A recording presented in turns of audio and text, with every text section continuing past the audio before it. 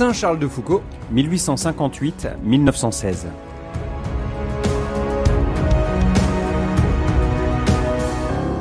Pour Jésus, le frère universel et pour ses frères, il aura risqué de sa conversion à sa mort une vie offerte. Le 1er décembre 2016, nous avons célébré le premier centenaire de la naissance au ciel, selon la belle expression qui traduit bien la foi des disciples du Christ en la vie éternelle, de Saint Charles de Foucauld, prêtre du diocèse de Viviers, mort à Tamanrasset, victime d'un guet-apens le 1er décembre 1916. Nous sommes en plein déchaînement de la Première Guerre mondiale. Dans le silence de Nazareth, Saint Charles de Foucauld a annoncé, par son amour de ses frères, la bonne nouvelle de l'Évangile. Il a réellement vécu la fraternité, cette faculté d'accueil qui donne l'intuition que tout hôte, quel qu'il soit, quelle que soit sa situation, ses richesses ou ses misères, est toujours accueilli par un cœur largement ouvert. Dans cette 4e semaine de votre série Pèlerins de Dieu, en hommage à Saint Charles de Foucauld, attachons-nous ensemble à mieux comprendre la dernière période de sa vie à Tamanrasset. Il a 50 ans et mis à part 3 voyages en France pour visiter sa famille, faire connaître les Touaregs et obtenir la création de sa fraternité missionnaire, il vit en ermite dans le Sahara algérien du Hogar pour la conversion des 50 millions d'indigènes de nos colonies. Pèlerins de Dieu, Franck Bétoir, Père Jean-Baptiste Masson.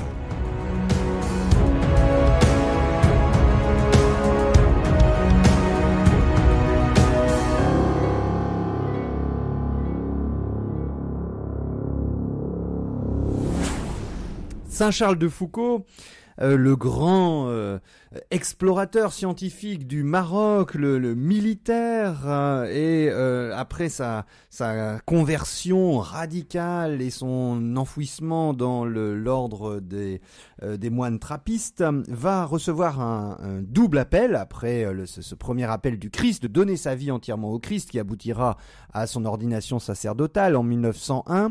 Il sent un appel pour ces populations indigènes, ces populations musulmanes du Maghreb d'aujourd'hui, notamment en Algérie, qui est sous occupation française, une colonie française, et il va commencer par, c'était l'émission du mois dernier, participer à de grandes tournées avec les militaires, et il sent finalement que il va arrêter ses missions, cette itinérance. Il en a fini avec ses grandes tournées, une année de voyage, des centaines de kilomètres parcourus dans le désert du Sahara, pour se créer un ermitage à Tamanrasset. Nous sommes en 1907-1908, il a une cinquantaine d'années, et là il va essayer de travailler énormément à la langue touareg, le tamashek, et écrire un immense dictionnaire, c'est l'œuvre de sa vie, et puis retranscrire toute la culture touareg, notamment les poésies, puisque cette culture était essentiellement orale. Il prend contact avec la population locale, évidemment, et par le chef musulman qui s'appelle Moussa, et il se nourrit si peu qu'en janvier 1908, il tombe malade, et là, certains Touaregs de ses amis, dans un élan de solidarité, vont le soigner en lui apportant du lait. Il cherche ce lait des chèvres à plusieurs kilomètres à la ronde pour lui redonner des forces, et on a à cette période, on a des épisodes de sécheresse absolument incroyables. Il est passé près de la mort, et cette épreuve lui montre que ceux à qui il s'était mis au service sont capables de lui faire eux aussi l'aumône. Et évidemment, il est seul, alors il va essayer, il a une absence de fécondité apparente de sa vie, mais là, on a sa spiritualité qui est très profonde, il se sent intégré à l'église catholique universelle, et comme c'est son expression, l'église a le temps, donc il s'inscrit dans cette mission plus grande, et il a surtout le souci d'une évangélisation à l'intérieur d'une colonisation, mais d'une colonisation qui apporte vraiment un secours matériel et une vraie culture à ces populations touareg qui en ont bien besoin. Et pour développer cette mission, il va régulièrement retourner en France, et le premier voyage en France a lieu du 25 décembre 1908 au 11 juin 1909. Il y aura 3 voyages en tout, et c'est très important pour comprendre quelque part l'arrière-front de la mission chez Saint Charles de Foucauld. Donc il ne faut pas le voir comme une figure isolée au fond du Hogar, mais plutôt comme un homme qui vit intensément et profondément ses liens avec son Église. Alors il revient à chaque fois aux sources, donc à chaque fois qu'il revient en France, il passe par Marseille et il passe à la Sainte-Baume. Et donc il appelle Sainte Marie-Madeleine sa mère Madeleine. Et donc il vit profondément sa spiritualité à partir de ce lieu de Sainte Marie-Madeleine qui est au pied de Jésus. Il dit au Hogar, je passe toute ma vie comme Marie-Madeleine au pied de Jésus, en l'aimant et en le servant. Et donc, il y a ce lieu qui est un lieu source et très fort pour lui. Et il y a l'abbé Huvelin qui va le revoir. Et donc, l'abbé Huvelin, qui est un prêtre qui a toujours eu un rôle très effacé. Il a été vicaire associé donc à la paroisse Saint-Augustin, c'est-à-dire vraiment rien du tout en termes de hiérarchie de l'Église. Mais en fait, il a accompagné, il a vécu un ministère de confession et d'accompagnement spirituel qui a eu une énorme fécondité. Il avait des capacités lui-même, il aurait pu être bibliste, il aurait pu avoir d'autres ministères, mais il s'est consacré totalement à l'accompagnement spirituel. Il disait qu'il recevait de lumière que pour les autres et dans l'accompagnement lui-même, l'Esprit Saint l'éclairait. Et cet accompagnement du Père Huvelin avait été tellement essentiel d'abord à la conversion, donc avec cette fameuse confession à Saint-Augustin, et puis notamment, il faut rappeler quand il était en Terre Sainte, il y a toute une période où Saint Charles de Foucauld était un peu perdu. Il avait des projets, racheter le Mont des Béatitudes, etc. Enfin, des choses où il s'égarait un peu, il savait plus trop où aller. Et à ce moment-là, alors que le Père Huvelin était toujours beaucoup dans l'écoute, la disponibilité à l'Esprit Saint, le Père Huvelin est intervenu en disant « c'est non » sur certaines orientations qu'il voulait prendre.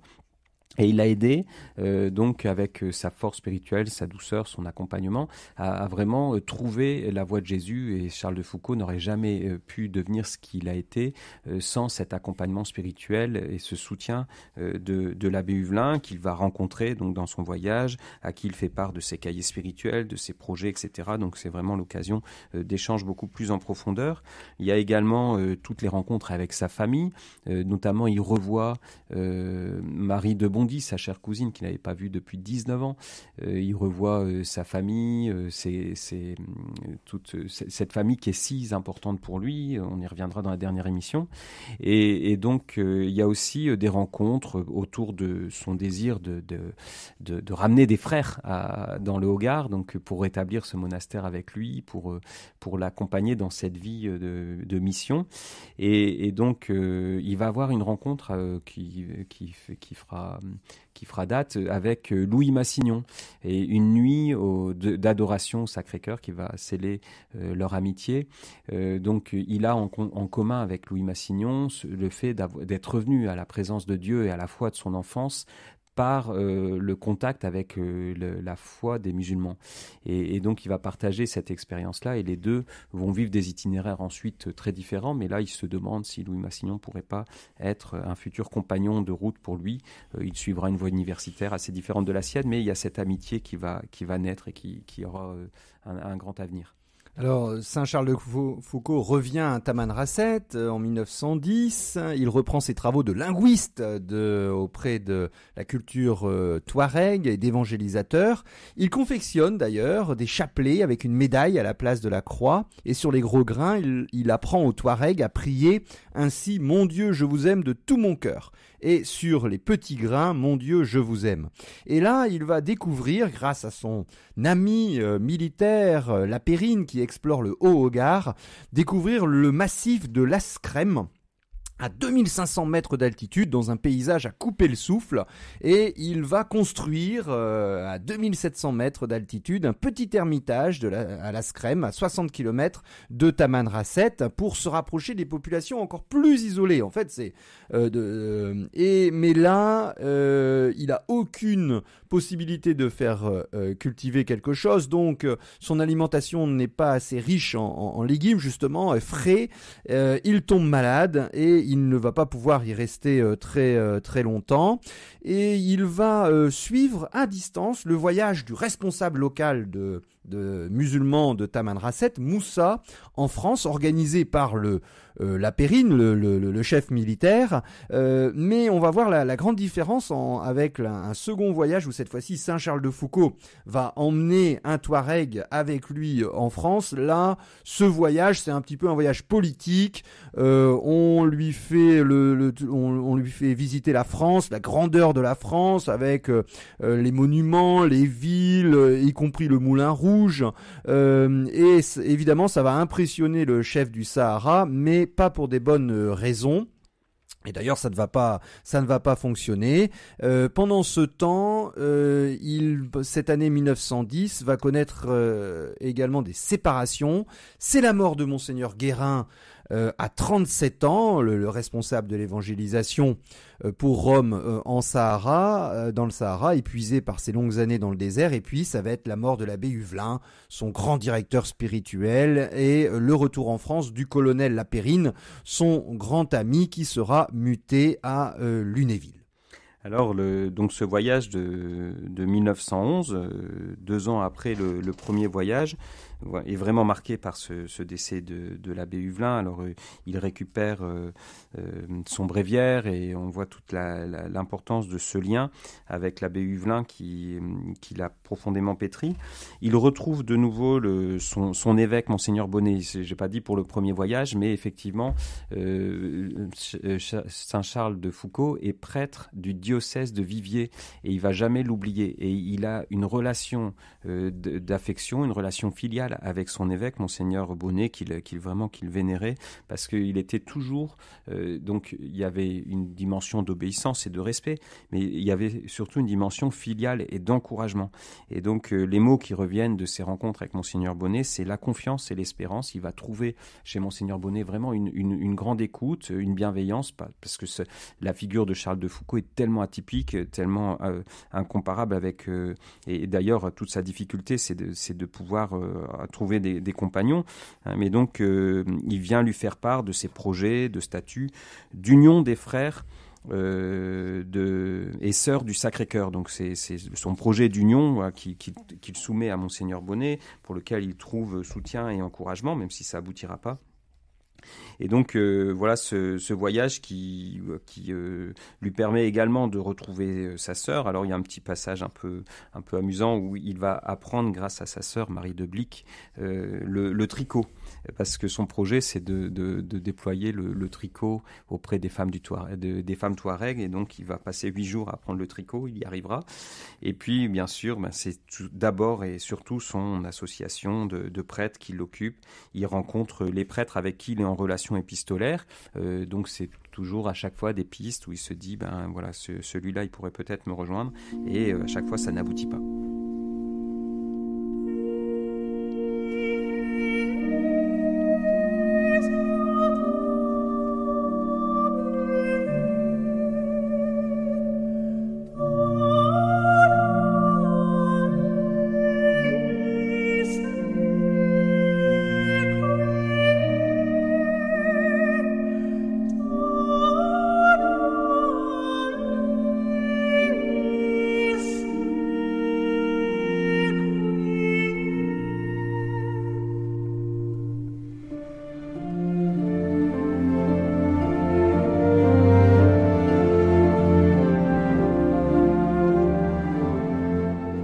Pèlerin de Dieu, Franck Bétoir, Père Jean-Baptiste Masson.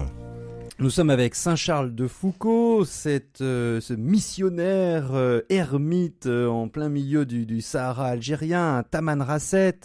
Nous avons évoqué l'importance de ses voyages en France. Il en fera 3 pour justement continuer cette mission. Et lorsqu'il revient, nous sommes en 1911, il revient à Tamanrasset, il reprend ses travaux et il devient, pour tous les militaires français, un puits de connaissances. Il a une bonne, évidemment, c'est un linguiste, un grand intellectuel qui comprend la culture touareg, et il est un petit peu déçu par l'action coloniale française Il explique dans son courrier, parce qu'on connaît très bien sa vie grâce à ces milliers de lettres, « Encore quelques années de ce régime et nous aurons, par nos propres fautes, par nos propres injustices, aliénés et rendus ennemis des populations, il parle des Touaregs, qui ne demandent qu'à être amis, et à être tout à fait nôtre.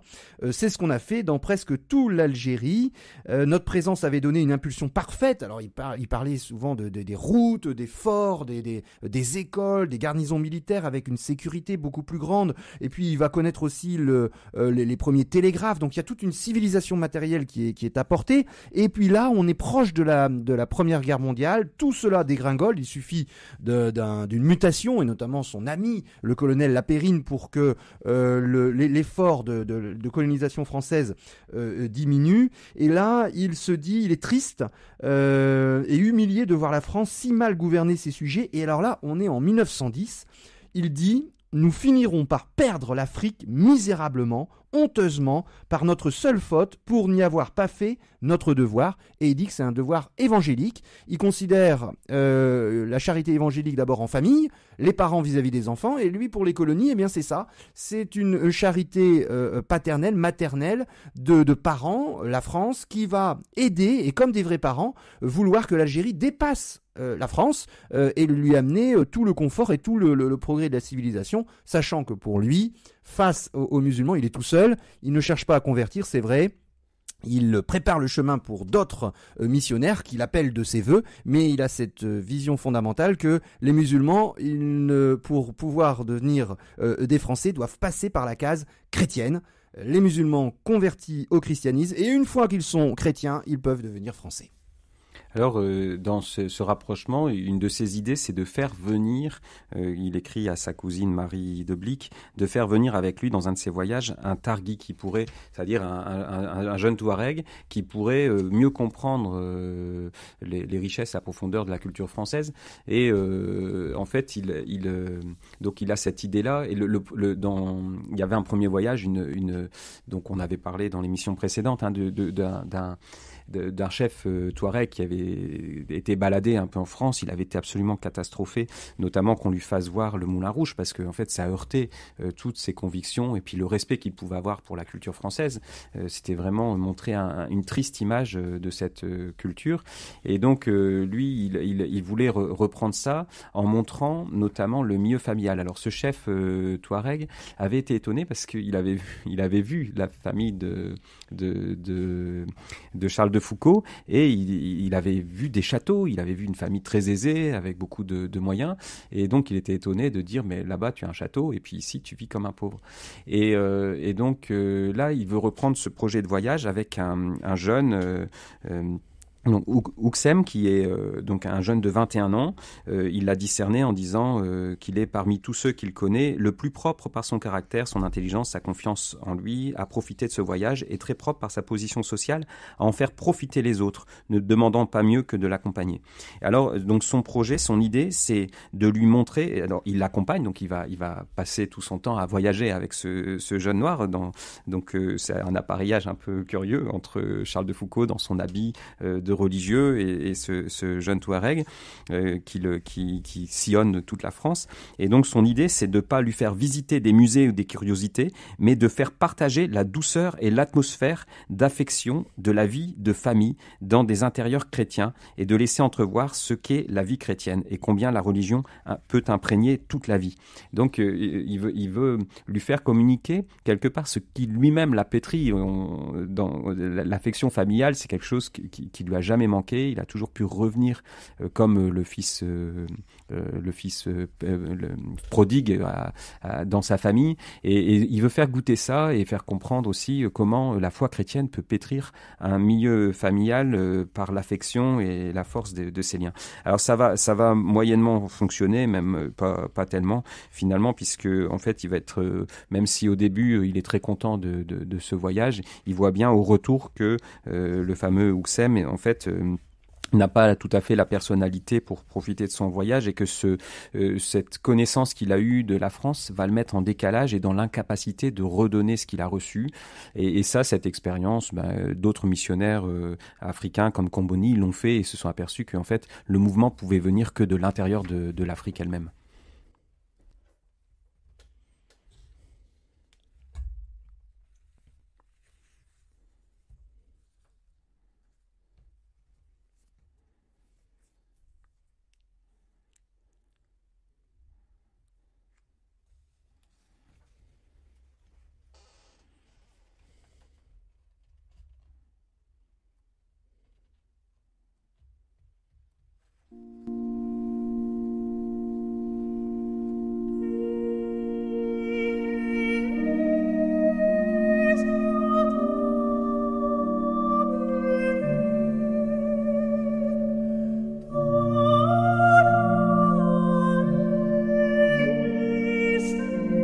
sommes toujours avec Saint Charles de Foucauld à Tamanrasset en Algérie dans le désert du Sahara. C'est son dernier grand séjour, le plus continu. Nous sommes dans les proches années 1912-1913, avant le déclenchement de la Première Guerre mondiale. Et là, nous avons son emploi du temps, sa mission, où il exerce une charité incroyable. Pèlerin de Dieu, Franck Bétoir, Père Jean-Baptiste Masson. Qui sont avec lui. Il a ce souci d'apporter la médecine, la vaccination des petits-enfants, l'accueil des nouveau-nés abandonnés, l'hygiène, l'apprentissage de métiers féminins autour de la basse-cour, autour du fil, du tissu et du tricot en direction des femmes. Il a aussi, avec 20 ans à l'avance, l'envie du cinéma de plein air dans les villages. Il utilise les moyens audiovisuels, le gramophone, et il a une profonde conviction qui est qu'on ne fait du bien qu'une fois qu'on connaît et qu'on est connu. Il parle également dans son courrier de la mort, et cette mort, elle va peut-être arriver pendant la Première Guerre mondiale qui se déclenche en 1914. Alors quand l'annonce arrive à Tamanrasset, c'est un vrai bouleversement pour Charles, puisque d'abord cette guerre, quelque part, il l'a désirée. C'est-à-dire que lui, il est aussi un Alsacien, et qui a dû fuir l'Alsace dans sa petite enfance, qui s'est considéré comme déporté par la guerre de 70, et avec ce désir de pouvoir retrouver l'Alsace et la Lorraine, l'unité de la France. Et donc il la voit comme toute sa génération, comme une guerre tout à fait juste et nécessaire, mais ça lui provoque beaucoup d'émotions. 2 septembre, Dieu, quelle nouvelle! Je faisais ce matin ma toilette lorsqu'on vint m'annoncer qu'il y a la guerre déclarée entre France et Allemagne. J'ai failli m'effondrer. Comme un fou, je me précipite chez Delaroche, le militaire, aux nouvelles. Depuis 3 semaines, la guerre est déclarée, être si loin, si morfondu, tandis que les autres sont au feu. Alors, ce qui émeut très peu les Touaregs. C'est-à-dire qu'en fait, il se rend compte, on s'attendait à un embrasement du Hogar directement, ou une rébellion. En fait, pas du tout, ça bouge pas, parce que d'abord, les gens sont très peu concernés par ça. Alors, il en fait état. Les Touaregs ignorent tout de nos affaires européennes. Ils ignorent de l'Allemagne jusqu'au nom. Ils ne savent la gravité de la situation que si directement ou indirectement, nous la leur faisons connaître. Et donc, lui, il a ce désir d'aller se battre. Il a ce projet de venir comme aumônier militaire sur le front. Il écrit à La Périne, qui est sur la ligne de combat. Et s'il peut éventuellement, si tout reste calme en Algérie, s'il ne ferait pas mieux d'aller en France, tâcher, dit-il, de servir jusqu'à la paix comme aumônier, brancardier. Et donc, il a ce souhait-là qu'il habite, on lui dit non. Sa présence est plus utile, effectivement, dans le Hogar, puisqu'il a une présence pacificatrice, il contribue à la stabilité aussi de la situation. Mais cette stabilité, elle ne va pas demeurer. Donc, d'abord, en 1915, lui est malade, il attrape le scorbut, il va s'en remettre. Et puis, l'agitation monte dans le Hogar avec l'entrée en guerre de la Turquie, qui est quand même la puissance tutélaire de toutes ces... Donc, on est sur l'ancienne Empire ottoman, qui est dépecé à ce moment-là, et donc qui voit dans cette guerre l'occasion de reprendre pied dans le Maghreb, et qui entre en guerre aux côtés de l'Axe avec l'Italie, qui est établie en Cyrénaïque et tripolitaine, donc la Libye actuelle.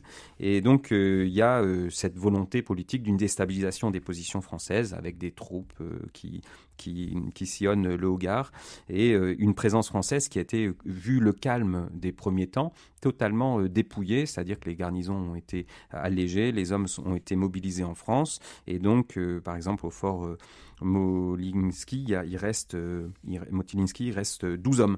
Et donc, à ce moment-là, Charles fait fortifier l'enceinte de Tamanrasset avec l'idée d'apporter un abri aux populations, de les protéger. Il fait construire une muraille de 10 à 12 mètres de haut, et donc il reste là, au Hogar, auprès de cette population qui s'agite. Le 1er décembre 1916, en fin de journée, alors qu'il travaille comme à son habitude, on vient frapper. L'homme qu'il appelle n'est pas un inconnu. D'ailleurs, il était venu pour du secours quelques années auparavant. Et Charles, sans s'inquiéter, ouvre la porte du fortin.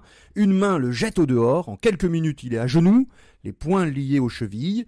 et il attend. C'est des brigands, des exaltés des sénoucistes qui croyaient qu'il y avait des armes, de l'argent dans ce petit fortin, simplement des pillards. Ils ne trouvent pas grand-chose et ils pensent peut-être emmener Saint-Charles de Foucault, pensant en tirer une rançon. Et là, il y a 2 méharistes, c'est-à-dire des Touaregs qui travaillent qui sont au service des auxiliaires de l'armée française, à dos de chameaux qui approchent. Et cette venue soudaine sème la confusion et le petit jeune sénouciste, le jeune pillard qui devait être à côté et garder Saint-Charles de Foucault prend peur et avec son arme, peut-être sans faire exprès, il tire sur Charles de Foucault qui meurt sur le coup, la balle lui ayant traversé la tête. Les 2 méharistes seront également assassinés, assassinés l'éclaireur, le courrier qui vient le lendemain, et les 4 corps sont jetés dans le fossé à Tamanrasset. Finalement, on va retrouver plus tard la lunule, le Saint-Sacrement dans le sable du Fortin. Tout le monde est très affecté, notamment le responsable local, Moussa, et son grand ami, le général Lapérine, qui va mourir dans un accident d'avion en 1920, sera enterré à côté de Saint-Charles de Foucault. Et finalement, en 1929, les restes du serviteur de Dieu seront transférés à El Goléa. Il sera béatifié le 13 novembre 2005 et porté sur les autels, canonisé très récemment.